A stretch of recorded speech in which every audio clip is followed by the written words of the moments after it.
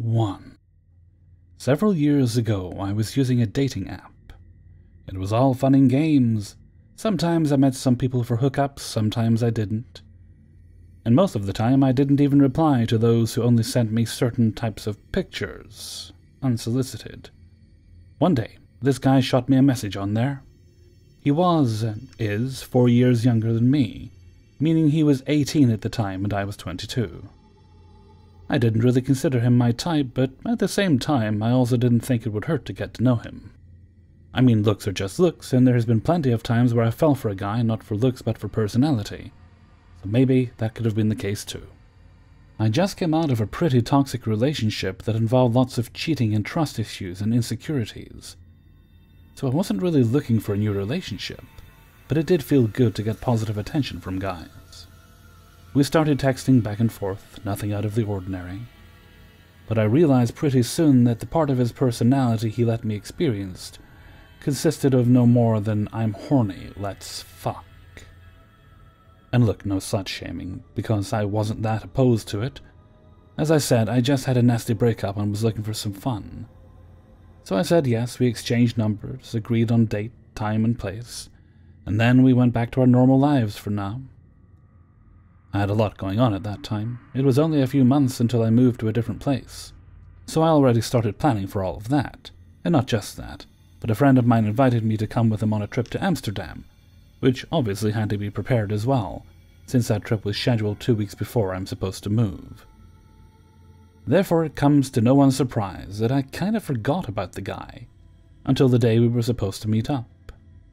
He texted me a few times hours earlier, if we were still clear, and I scolded myself for forgetting. I told him that we were meeting as planned, even though that would throw off my schedule a little. So I got ready for the date, and I kid you not even an hour before we were supposed to meet, he cancelled. I mean, not too big of a deal, it happens that you can't always make it, so we scheduled another day, which he proceeded to cancel as well. Cancellation after cancellation, week after week, 7 different dates. Each time it was allegedly a sick relative or pet, so clearly, I took that as he didn't really want to meet me, which would be fine, I'm not everyone's type either. But he could have at least had the decency to not lead me on then. So I told him off about his shitty behavior and blocked him. Maybe that was a little bit of an overreaction, but I just didn't want to waste my time with a guy that seemingly always found excuses to not meet me, when I could focus on either the moving process, the vacation process, or another guy who was actually interested. But then he messages me on the dating app. How dare I block him? He wanted to meet me, and I was just an unappreciative bitch. Obviously, after that I blocked him on the app as well. I thought that I'd heard the last of him, so I went on with my days. I already started forgetting him after a few weeks. And then another account messaged me, fake pictures and all, but it didn't take long for me to figure out it was him. He basically admitted it in the first place, so another block followed. Another account, another block, day after day. I thought, what even was going on? He didn't want to meet me first, and now he creates new accounts on the daily to contact me? What the hell?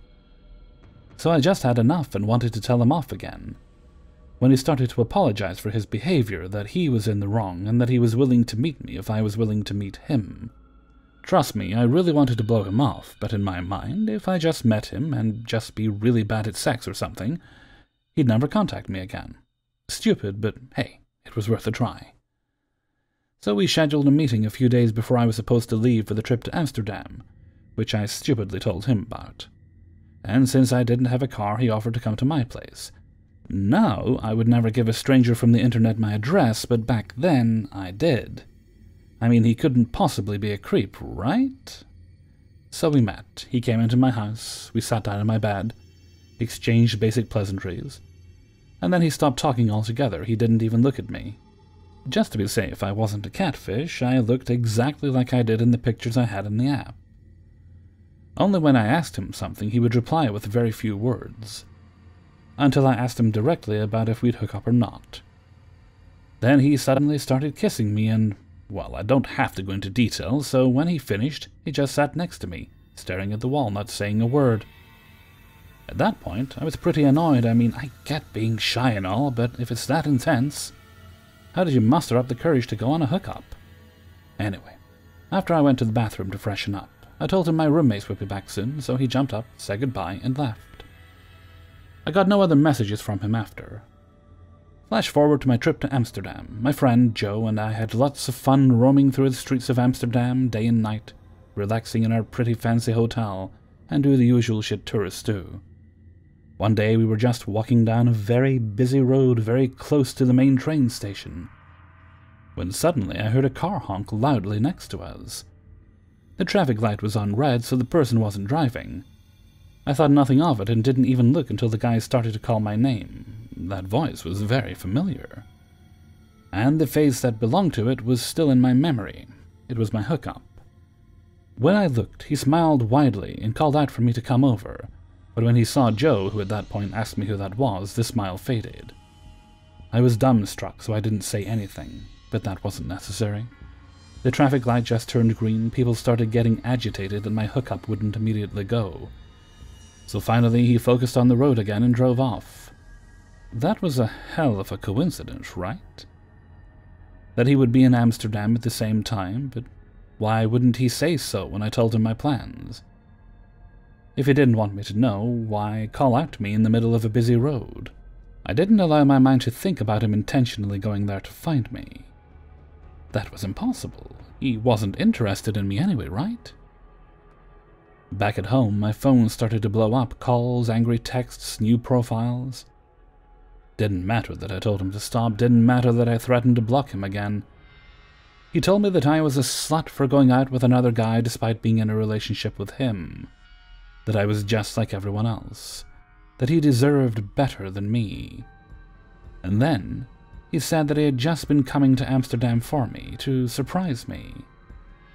When I tell you I changed my number and deleted the dating app quicker than I possibly could have dreamt of, I mean I sprinted to my car and drove to the closest shop to get a new number. Not long after, I moved into a new place.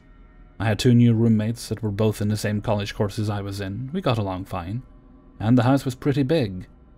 One of my roommates inherited it from her mum. The moving went smoothly. I didn't get another text, I didn't get any messages on my social media, and he didn't show up to my old place. Eventually, a few months later, I basically forgot again. For more context, the house was in a village, not even a small town, but a village. There were no shops, no nothing. Shopping we'd have to do in the next town that was approximately 4 miles away. My room was on the ground floor. The window of that room was right next to the entrance door, when you were looking at our house from the outside. And right beside my room outside was the carport. The ground was covered in gravel, and once anyone moved, the light on the carport would turn on. It was a pretty hot summer, so I sometimes slept with my window open. I wasn't that afraid, because once again, it was a small village, and barely anyone would drive through there. So one night I was just sleeping, even had my back turned towards the window. And then I started to hear someone walking on the gravel towards my window. Immediately I turned around, of course, and I saw a guy walking past my window, though he didn't look inside. He walked to the mailbox and seemed to throw something inside, then he left again. I was stunned for a few seconds, but at least it wasn't a murderer, I thought. So as soon as I could move, I closed the window, and kept it closed each night from that point forward. This actually happened a few nights, that someone would walk to our mailbox in the middle of the night, but nothing was ever inside, at least that I knew of. It was weird, but maybe one of my roommates were receiving something personal that they just didn't want to share. Cut to a few nights later, I was minding my own business, when I suddenly heard some gravel again. My roommates had just gone to bed half an hour ago, and I didn't hear anyone move, so I thought it was just the mailbox guy, but this time, he didn't walk to the mailbox. He just walked to the carport. I know that because the light turned on. Immediately, I texted my roommates about a guy in our carport. One of my roommates, Sarah, who had her room across the hallway from mine, while Mary, the other roommate, had hers upstairs, texted back on our group chat that we'd meet with weapons at the bottom of the stairs to investigate. I grabbed scissors I had in my room and went out to our meeting point. Turns out my weapons were the most useful since Mary came downstairs with a ukulele, and Sarah thought an empty plastic bottle would suffice. After laughing at the absurdity of our weapons of choice, we started getting back in serious mode, going to the side door that led to the carport. Sarah looked through the window of the said door, but didn't see anyone. The light was turned off too. Just in that moment, we heard someone tampering with our mailbox again. Not gonna lie, I probably peed my pants a little bit. Immediately we ran to the front door, opened it, and looked outside. But there was no one. At least, not that we could see. After a look in the mailbox, which was empty, of course, we went back inside. Not even 2 minutes later, I got a text from an unknown number saying how cute I looked in my nightgown. That no makeup made me look prettier. He hoped that I'd come out alone so we could have some fun together like before I moved. But he was sad to find 2 other people with me. Needless to say that none of us slept that night. The police were called immediately and did a sweep, but no one was found on the property. He didn't exactly say it, but I know it was that guy. So I filed a report the next day. Nothing really happened with it. But since nothing else happened like that, I thought he got the message when we called the police. Sometimes I still get messages from an unknown number, but they're pretty harmless and don't really bother any further when I ignore them. But the fear in the back of my mind that one day he could be back stays, of course. In the meantime, I took up self-defense classes. 2. I went jogging a bit later than I had planned, because it gets dark out so early. I have recently felt it doesn't matter if I go at 6 p.m. or 9 p.m., because either way it will be pitch black dark. I typically jog at the local high school track if I'm going out at night because it is well maintained and has floodlights. A couple nights ago it was pretty chilly, so I was the only person present at the facility when I arrived. While I was jogging, another car pulled into the lot and it idled for a while. I didn't really pay attention, I was focused on my run, and some intermittent stretches for joint pain I've been trying to keep in check. Eventually, another car pulled up as well, and shortly thereafter I heard some commotion. It was far enough away that I couldn't make out exactly what was being said, but some parts were loud enough that I made out a conversation to the effect of, "They've got someone out here, we've got to go." Someone followed up with, "No way she works here." I wasn't really listening because it was hard to hear and I figured it didn't concern me. Then, though, a young man in a brightly colored hoodie you couldn't miss leaned over the chain-link fence around the track and said, "Your grandma," which I ignored. You don't get my attention by addressing me that way. Eventually, though, he started waving his arms and he looked reasonably young, so I thought he might require some kind of assistance. Maybe car trouble, something of that nature. And he changed his tune now, calling, "Ma'am, hey, ma'am, excuse me." So I approached from a safe distance and asked what he wanted. He said, "What you doing? You work here? You a teacher or something?" I told him no, I actually am a teacher, but not at the high school. "Oh, so you just exercising then?" I nodded and he replied, "Okay, alright. But how long you planning on staying then?" I told him maybe another 20 minutes and he said that would be fine, and he didn't mean to rush me. He was just trying to get a sense of things. I thought that was really odd, but didn't want to just walk right to my car thinking of the earlier commotion, in case something was brewing in the parking lot that I'd overlooked. I was going much slower now in order to overhear what was being said in the lot to determine the best course of action from there, and caught one of the boys saying, "No way, she don't even care. She's not with the school. She wasn't even looking over here till you had to go over there." With the boy in the bright hoodie responding, 20 minutes. What if it was your grandma? Would you want her here for this? Fucking chill for 20. The other boy said he just wants to settle it. But the boy in the bright hoodie I'd spoken with said something inaudible to him, and he got back in the car. Even though they were ostensibly planning to stay in their cars for the full 20 minutes, this was obviously all enough for me to decide to cut the workout short. As I was turning onto the street, all the boys rapidly got out of their cars. I headed home and didn't really think about it again until a friend who works in administration at the high school called the next day to ask if I was all right. I told her I was fine and asked what the reason for the call was. She said she was just checking in because she knows I run on the track at all hours, and there had been a gang confrontation last night. Unconfirmed reports suggest a drug-related dispute where a boy had been stabbed. I'm horrified and really hope it wasn't the boy I'd talked to. I told her everything that I'd seen and asked if she wanted me to give a statement to anyone or something like that. She said she'd let the people handling it know, and they'd contact me if necessary. I'm a bit shaken up, but more so for the kids and their circumstances than for whatever I was almost caught in the middle of. I'll definitely stick to running around the neighborhood for a while. 3. I work in food service, front of house, so in the early days of the pandemic with restaurants closed, I was taking work wherever I could find it. An old friend clued me into a medical office that needed someone to come in and do a bit of light filing. I was able to go in at night to limit direct contact with people, so I jumped at the opportunity right away. Ironically, the medical office job had been the safest gig I'd been offered thus far, COVID-wise. I wanted to avoid the bus if I could, due to crowds, so I decided to swing for a rideshare app. It's not all that expensive in my area, and I really didn't want a virus. I headed in at almost 3 a.m. because it was after the cleaning crew had left. I was kicking myself for being so cautious, though, because I was exhausted. I stumbled onto the block looking for my ride, and to my tired self's great relief, the car spotted me almost immediately, and pulled up asking, "Uber?" while I cluelessly wandered up and down the street searching. The ride was taking a while, but I'd only just moved here last year, so I'm not familiar with all the surrounding areas, and thought nothing of it. I was pretty alert at first, so was trying to pass the time playing games on my phone and stuff. But the car didn't have a compatible phone charger, and I wasn't sure the building would have one, so I wanted to save my battery to be able to call a ride back. I shut my phone down into airplane mode, and eventually drifted off from a combination of tiredness and boredom. I don't often take rideshare, so being alone with a strange driver often put me a bit on edge.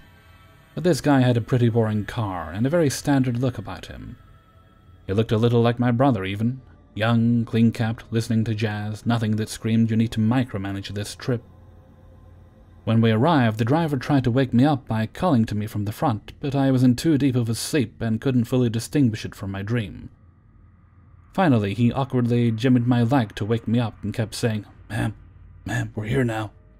I was embarrassed that I'd been out, so I just gave a hurried "thanks" and booked it out of the car and into the building. As I looked around, I began to realize nothing was what I had expected of an office park. I had seen a street view of the building when I first looked up the business, and it had appeared to be a strip mall plaza. The further I went, the more loudly alarm bells were ringing in my gut. The structure was semi-dilapidated, and it was pitch black past the entryway. I expected some lights to be off in the night time, but not the whole building. I skittered across the concrete foundation, compromising what was left of the lobby area, told myself they must just be renovating, and followed signs for the stairs. After what felt like ages but was likely just a few minutes, all I had passed was construction equipment, a couple locked doors, and some smashed windows. I was certain I was not going to find a medical office and figured maybe I had mixed up the address. I took out my phone to double-check, but once I got it out of airplane mode, I could barely get a signal.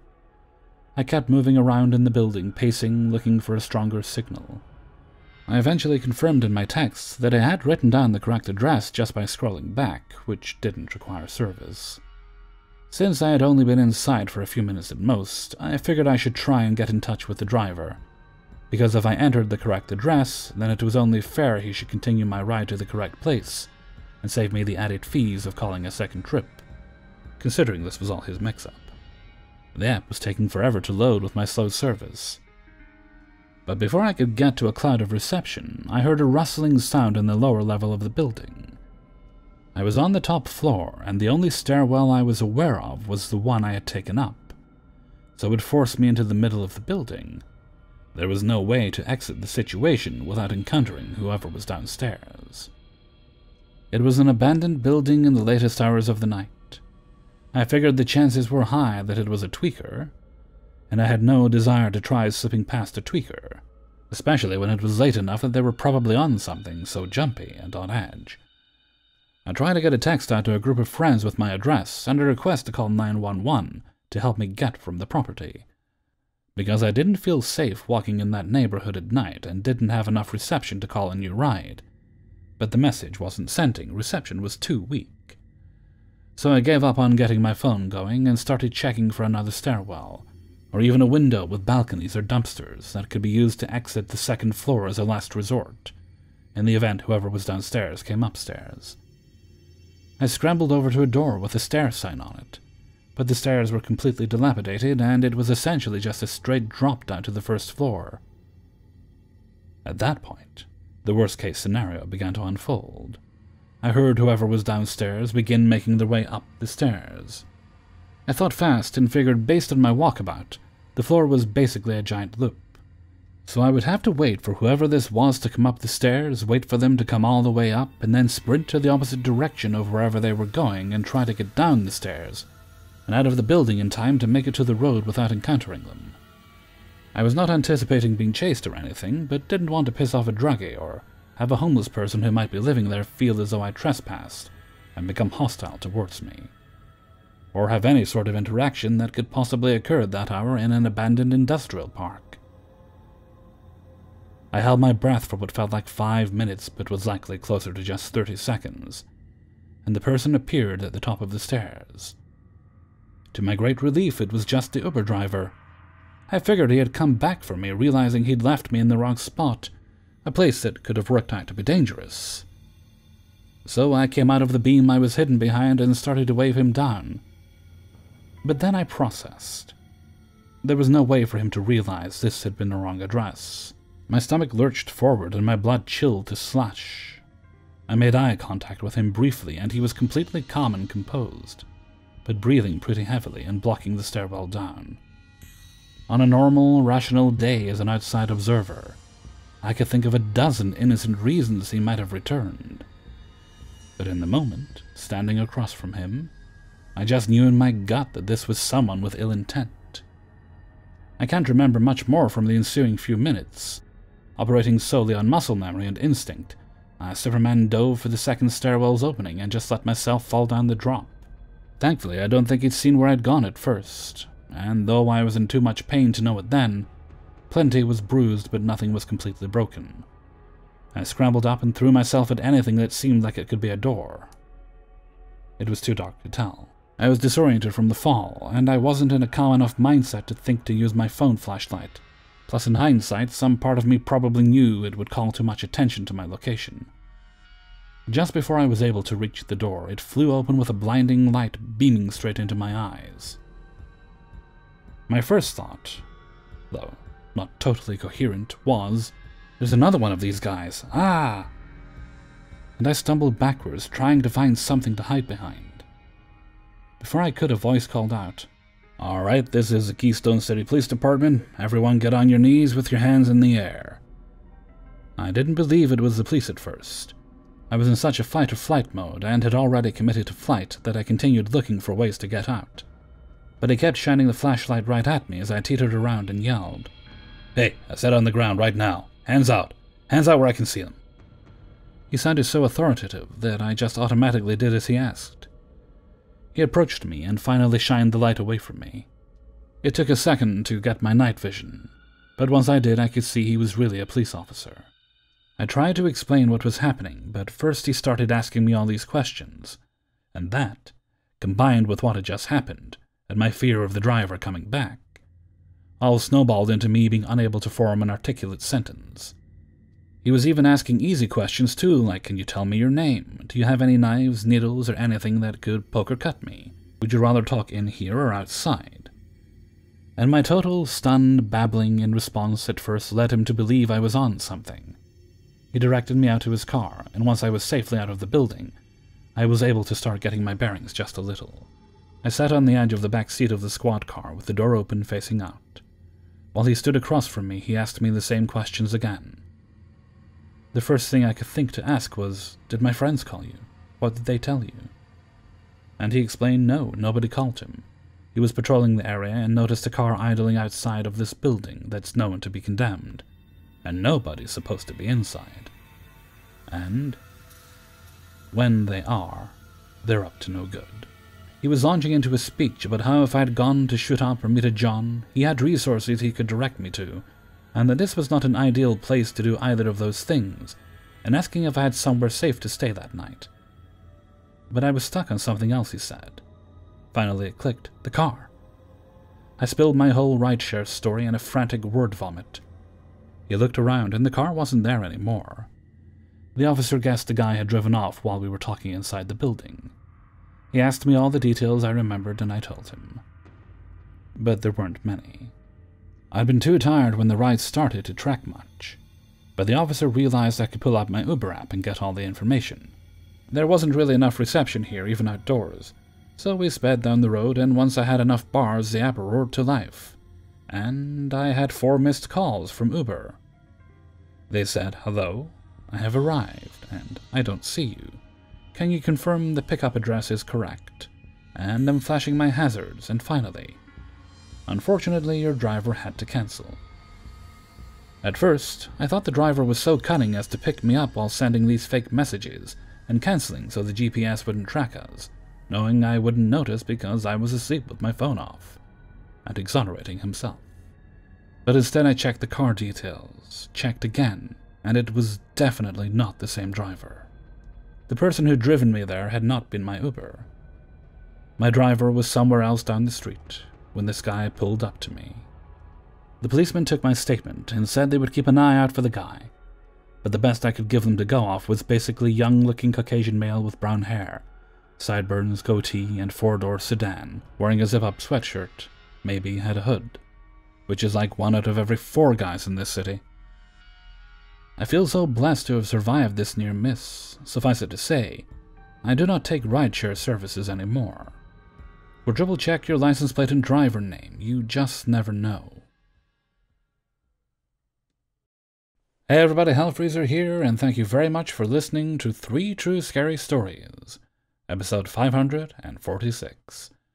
And thank you very much to everybody who allowed me to use their stories in this video.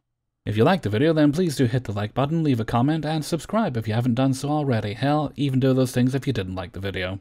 Because if I forbid you from doing those things because you didn't enjoy the video, that would be discrimination, and that's not very nice. I went for a nap after I did yesterday's video. I got done just after 11. I got done not long before I actually went up. And I thought, okay, video's up now. I'm feeling a bit sleepy. I'll just have a little bit of a nap. Just close my eyes. Then I woke up about 4 a.m. And I'm actually, so I figured, well, I'm already awake now. I may as well do today's video early, so we're done with that. And I'll probably just sleep again when it's done. Plus side is when I do wake up later, work's done, so that means I can just kind of chill out. Spider-Man Far From Home's up on Netflix, which is the only one of the Marvel films I've not seen yet. So that'll get me all caught up. I hear it's good. Maybe it won't be. I guess I'll see. Okay, and with that, I'm going to head off for now. So until next time, thank you very much for listening, and take very good care of yourselves.